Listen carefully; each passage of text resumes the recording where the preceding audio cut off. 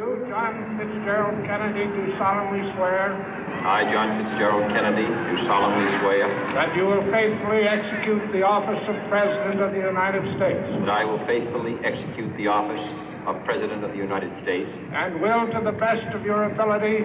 And will, to the best of my ability. Preserve, protect, and defend the Constitution of the United States. Preserve, protect, and defend the Constitution of the United States. So help you God.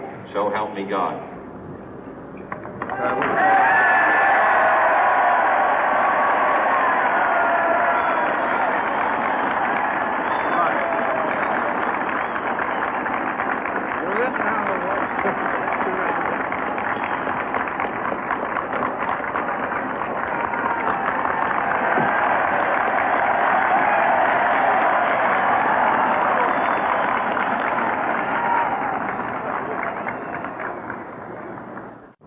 Vice President Johnson, Mr. Speaker, Mr. Chief Justice, President Eisenhower, Vice President Nixon, President Truman, Reverend clergy, fellow citizens.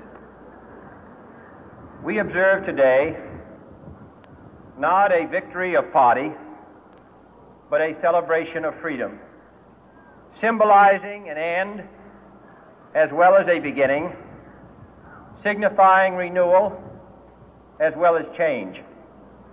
For I have sworn before you and Almighty God the same solemn oath our forebears prescribed nearly a century and 3/4 ago. The world is very different now, for man holds in his mortal hands the power to abolish all forms of human poverty and all forms of human life. And yet the same revolutionary beliefs for which our forebears fought are still at issue around the globe. The belief that the rights of man come not from the generosity of the state, but from the hand of God. We dare not forget today that we are the heirs of that first revolution. Let the word go forth from this time and place to friend and foe alike that the torch has been passed to a new generation of Americans born in this century, tempered by war, disciplined by a hard and bitter peace, proud of our ancient heritage, and unwilling to witness or permit the slow undoing of those human rights to which this nation has always been committed and to which we are committed today at home and around the world.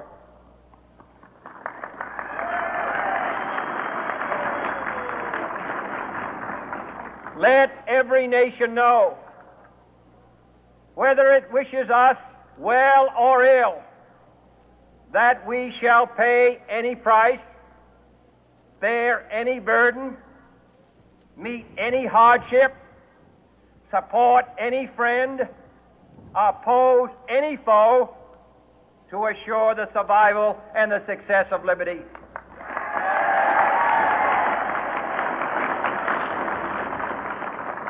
This much we pledge and more.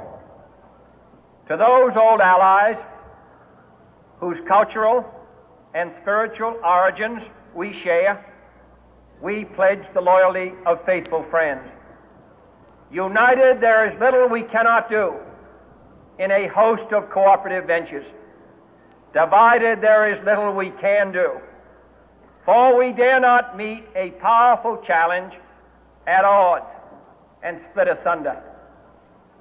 To those new states whom we welcome to the ranks of the free, we pledge our word that one form of colonial control shall not have passed away merely to be replaced by a far more iron tyranny. We shall not always expect to find them supporting our view, but we shall always hope to find them strongly supporting their own freedom, and to remember that in the past, those who foolishly sought power by riding the back of the tiger ended up inside.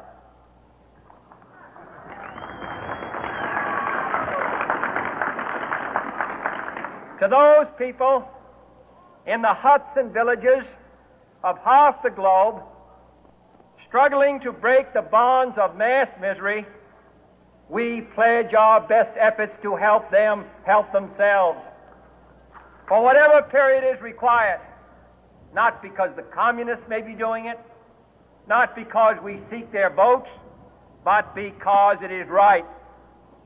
If a free society cannot help the many who are poor, it cannot save the few who are rich.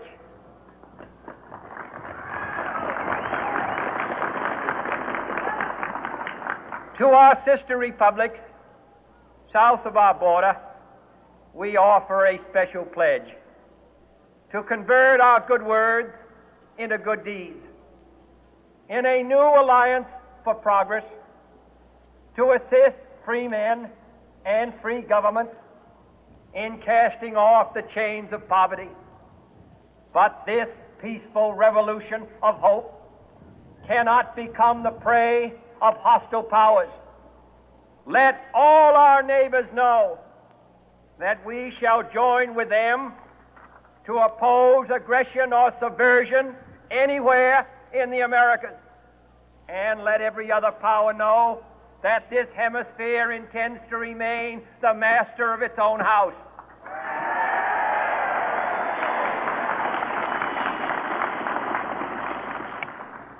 To that World Assembly of Sovereign States, the United Nations, our last best hope, in an age where the instruments of war have far outpaced the instruments of peace, we renew our pledge of support to prevent it from becoming merely a forum for invective, to strengthen its shield of the new and the weak, and to enlarge the area in which its writ may run. Finally, to those nations who would make themselves our adversary, we offer not a pledge, but a request that both sides begin anew the quest for peace. Before the dark powers of destruction, unleashed by science, engulf all humanity in planned or accidental self-destruction, we dare not tempt them with weakness, for only when our arms are sufficient beyond doubt can we be certain beyond doubt that they will never be employed. But neither can two great and powerful groups of nations take comfort from our present course, both sides overburdened by the cost of modern weapons, both rightly alarmed by the steady spread of the deadly atom, yet both racing to alter that uncertain balance of terror that stays the hand of mankind's final war. So let us begin anew, remembering on both sides that civility is not a sign of weakness, and sincerity is always subject to proof. Let us never negotiate out of fear, but let us never fear to negotiate.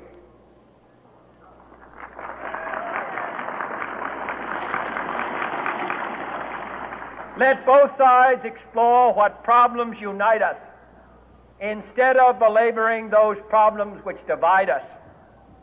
Let both sides, for the first time, formulate serious and precise proposals for the inspection and control of arms, and bring the absolute power to destroy other nations under the absolute control of all nations.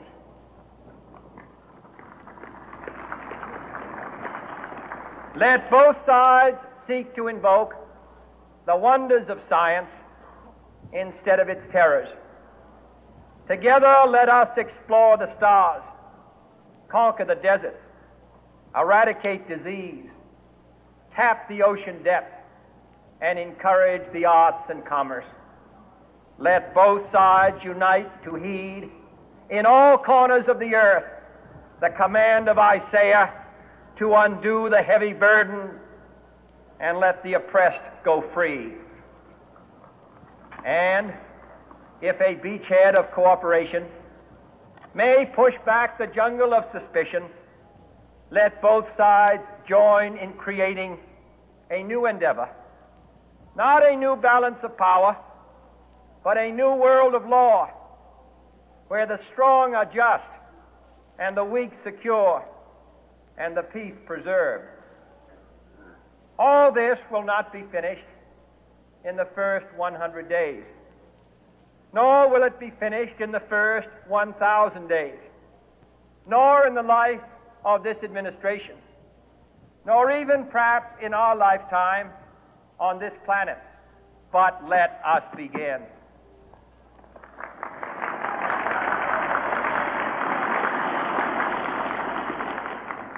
In your hands, my fellow citizens, more than mine, will rest the final success or failure of our course. Since this country was founded, each generation of Americans has been summoned to give testimony to its national loyalty. The graves of young Americans who answered the call to service surround the globe. Now the trumpet summons us again, not as a call to bear arms, though arms we need, not as a call to battle, though in battle we are, but a call to bear the burden of a long twilight struggle, year in and year out, rejoicing in hope, patient in tribulation, a struggle against the common enemies of man, tyranny, poverty, disease, and war itself. Can we forge against these enemies a grand and global alliance,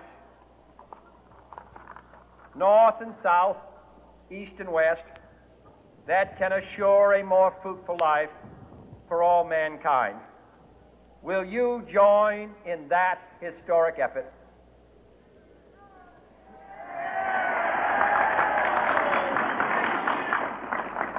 In the long history of the world, only a few generations have been granted the role of defending freedom in its hour of maximum danger.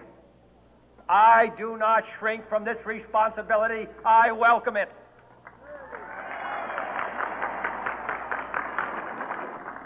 I do not believe that any of us would exchange places with any other people or any other generation. The energy, the faith, the devotion which we bring to this endeavor will light our country and all who serve it. And the glow from that fire can truly light the world.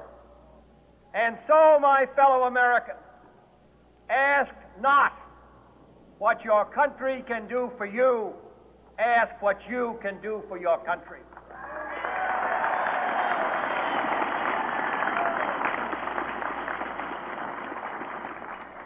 My fellow citizens of the world, ask not what America will do for you, but what together we can do for the freedom of man.